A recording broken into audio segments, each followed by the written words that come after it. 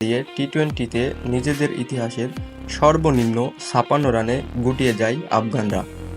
ছোট লক্ষ্য তাড়া করতে শুরুতেই ডিকককে হারালেও বিপদ হতে দেননি অধিনায়ক মাকরাম ও হেনড্রিক্স। দলের জয় নিশ্চিত করেই তারা মাঠ ছাড়েন।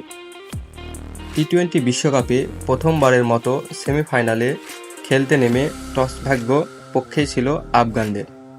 তবে আগে ব্যাট করতে নেমেই বিপর্যয়ে পড়ে আফগানরা। পাওয়ার প্লেতেই হারিয়ে ফেলে ৫টি উইকেট। এক পর্যায়ে ২৮ রানে ৬ উইকেটের দলে পরিণত হয় তাদের।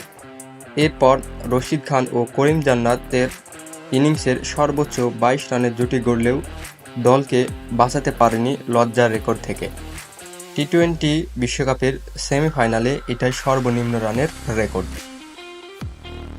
জবাব দিতে নেমে শুরুতেই কুইন্টন ডি-কককে হারায় দক্ষিণ আফ্রিকা। তাকে বোল্ড করে টি-টোয়েন্টি বিশ্বকাপের এক আসরে সর্বোচ্চ উইকেট শিকারের রেকর্ডে হাসারাঙ্গাকে ছাড়িয়ে যান ফজল হক ফারুকী।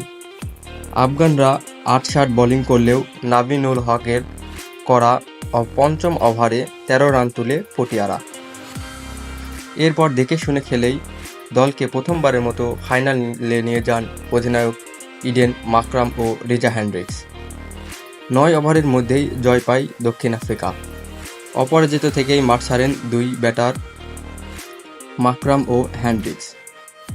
অপরাজিত মাকরাম রান করেছিলেন ২৩ ও হেনড্রিক্স রান করেছিলেন ২৯।